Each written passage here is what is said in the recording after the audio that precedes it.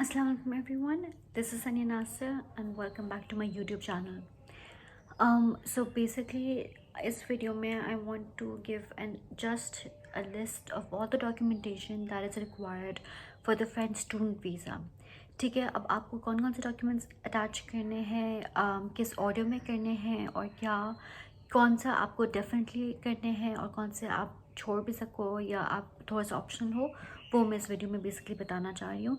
Because बहुत ज़्यादा लोग हैं, उनको नहीं पता कि क्या प्रोसेस है और क्या डॉक्यूमेंटेशन बहुत ज़रूरी हैं और कौन से नहीं ज़रूरी। सो सबसे पहले आपको जो है एक वीज़ा एप्लीकेशन फॉर्म मिलता है जो ऑनलाइन आप एक्सेस कर सकते हो, उसको डाउनलोड करना है and then you suppose to fill that out. उस वीज़ा एप्लीकेशन पे एक बॉक्स बना होएगा जिसमें आपने एक अपनी फ़ोटोग्राफ जो है आपने खिंचवानी है, पासपोर्ट साइज़ नहीं होती, इनफैक्ट वो होती है 35 to 45 मिलीमीटर्स की पिक्चर आपने खिंचवानी होती है, प्रिंट आउट करवानी होती है और इस वीज़ा फॉर्म पे अटैच करनी होती है ग्लू के साथ। ठीक है, और साथ आपने कुछ एक्स्ट्रा फ़ोटोग्राफ्स भी रखनी होती हैं जो आपने साथ अपनी फ़ाइल में रखनी होती हैं। ठीक है, एक फ़ोटोग्राफ आपने उस एप्लीकेशन फॉर्म पे पेस्ट करनी है और साथ कुछ एक्स्ट्रा आपने साथ रखनी है। अब ये हो गया वीज़ा एप्लीकेशन फॉर्म। इसके साथ जो है आपका होना चाहिए पूरा डिटेल्ड सीवी, सच होना चाहिए, उसमें आपको कोई ज़रूरत नहीं है झूठ बोलने की। हाँ, जो जो आपको एक्सपीरियंस है, जो आपने यूनिवर्सिटी को भेजा हुआ है प्रूफ के साथ, वो आपने लगाना है। ठीक है, सीवी पे आपने जो जो लिखा हुआ है, जैसे अगर आपने लिखा हुआ है कि आपने ओ लेवल्स किया या आपने मैट्रिक किया तो उसका सर्टिफिकेट अटैच करना है। अगर आपने कहा कि आपने एफएससी, एफए या ए लेवल्स किया, उनके सर्टिफिकेट्स अटैच करने हैं। आपने जो डिग्री की है उसकी transcript and degree, these are two separate things. Transcript would be the mark sheet जो आपने over 3-4 years आपने हर साल मार्क्स आपको मिले हैं उसकी मार्कशीट, और उसके साथ जो फाइनल डिग्री आपको मिली है वो आपने अटैच करनी है। ठीक है, उसके बाद अगर आपने कोई काम किया है तो उसके एक्सपीरियंस सर्टिफिकेट अटैच करना है कि आपकी पहली job, second job, third job. ठीक है, उसमें आपकी जो एक्सपीरियंस सर्टिफिकेट्स आपको मिले वो आपने साथ साथ अटैच कर देना है। They should be authentic documents, that is very important. उसके अलावा आपने सैलरी स्लिप्स भी अटैच कर सकते हैं। It would make more sense कि अगर आप रिसेंट मोस्ट सैलरी जो आपकी जॉब है उसकी सैलरी स्लिप्स अटैच करें 3 मंथ्स की। और it can help the case, मतलब ज़रूरी नहीं है बट इट कैन हेल्प। उसके अलावा आपने अगर वाइल यू वर्किंग अगर आपने कोई ट्रेनिंग ली हो या कोई सर्टिफिकेशन लिया हो तो वो आप ज़रूर उसका प्रूफ अटैच करते हैं, because that shows that you have an interest towards developing your self and working on your self. ठीक है, so that would help make you definitely help your case become stronger. उसके अलावा आपने एक motivation letter जो आपने university को लिखा होता है वो ऐड करना है। उस पर आपने लिखना है कि आपके फ्यूचर प्लान्स क्या है, आपने ये कंट्री क्यों चूज़ की या यूनिवर्सिटी क्यों चूज़ की, ये कोर्स क्यों चूज़ किया और उसके बाद आप क्या करेंगे। अब मोटिवेशन लेटर स्पेशली जो आपने एम्बेसी को भेजना है उसमें आपने नहीं लिखना कि आप चाह रहे हो कि आप फ्रांस में रहोगे या यूरोप में रहोगे और आप उसकी नेशनलिटी लेना चाह रहे हो। Even if that is the case, you not suppose to write that, to be honest. मतलब इसमें it's not really deceiving the embassy but just being wise about it, क्योंकि even they know कि there's a big chance कि all the students who are going there would want to find employment in those countries, लेकिन it's not the way it's done really। आपने कहना अपने वापस आना अपने कंट्री और आपने अपनी फैमिली के को ज्वाइन करना है और आप अपने मुल्क के लिए काम करोगे। अगर असल में करोगे तो बहुत अच्छी बात है, करना चाहिए, लेकिन अगर आपका प्लान नहीं भी है तब भी आपने यही लिखना है that you coming back, you not gonna stay there.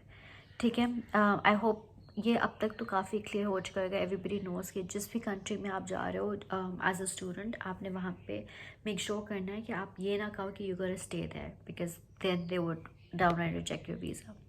ठीक है, उसके अलावा आपका मोटिवेशन लेटर हो गया, सीवी हो गया, एक्सपीरियंस लेटर्स हो गए।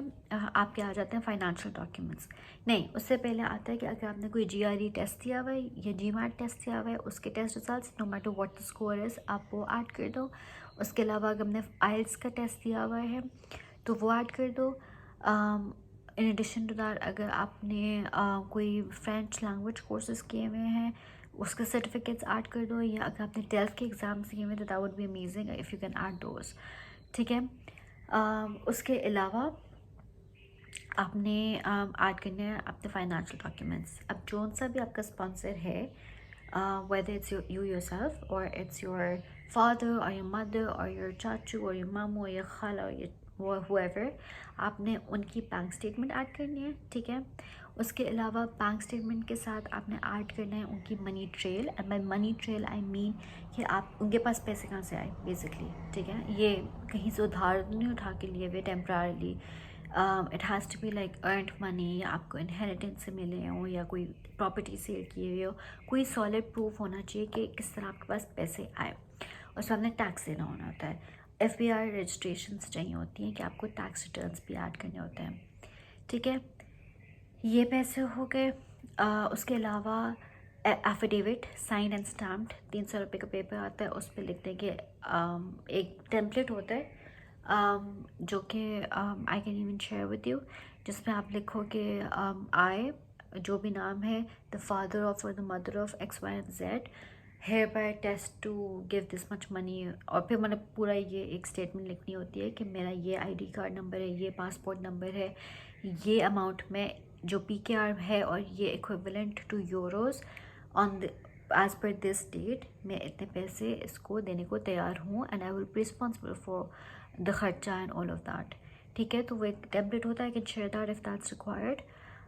उसका affidavit sign and stamped with photo copies, ठीक है, वो रखना है। उसके अलावा आपने FRC ऐड करना है to prove the link to that sponsor as well, कि अगर आपके फादर हैं तो आप FRC में दिखा दो कि ये मेरे फादर हैं, या अगर आपके चाचू हैं फॉर एग्जांपल तो आप 2 FRCs अटैच कर दो, एक अपने फादर का और एक अपना, और उसमें कहो कि अच्छा ये मेरे फादर से लिंक है और फिर मेरे फादर का इस इंसान या बंदे से लिंक है, तो मतलब टू प्रूव के आपके असली चाचू हैं, ब्लड रिलेशनशिप है, ठीक है।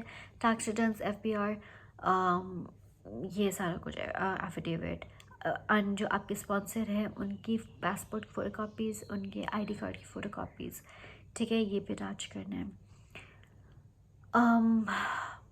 मोर इसके अलावा आपने अपने अकोमोडेशन का प्रूफ ऐड करना है, ठीक है, कि आप कहाँ पे रह रहे हो। अब अकोमोडेशन कैन बी आइदर आपकी परमानेंट 6 मंथ्स की या 1 ईयर की अकोमोडेशन, या इसमें आप ऐड कर दो कोई एयरबीएनबी की अकोमोडेशन या hotel accommodation for the time being, ठीक है, क्योंकि कोई बेसिकली आपके पास जगह होनी चाहिए रहने के लिए अगले कुछ 1-2 हफ्तों के लिए, ठीक है।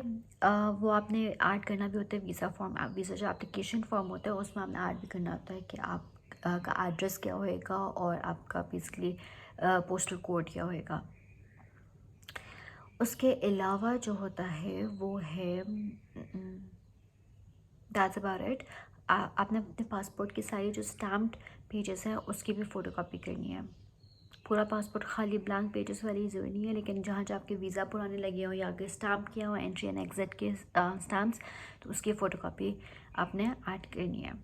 और सारे जो आपकी डॉक्यूमेंटेशन है, वेदर इट्स सैलरी स्लिप और इट्स IELTS और कोई भी डॉक्यूमेंटेशन जो आप ऐड कर रहे हो उसकी फ़ोटो कॉपीज़ भी ऐड करनी है। आपने 2 सेट्स बनाने होंगे, 2 या 3 सेट्स बनाने होते हैं।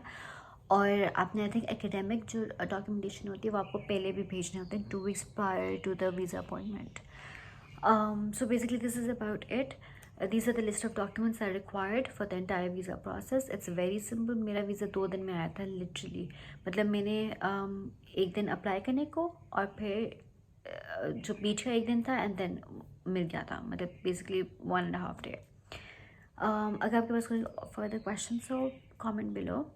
अगर आप मुझे मैसेंजर पे मैसेज करेंगे या अगर आप कहीं और मैसेज करेंगे, I will might not be able to respond because a lot of you message me on Messenger and I don't really get to see those messages and it becomes a little difficult to respond to those private messages as well.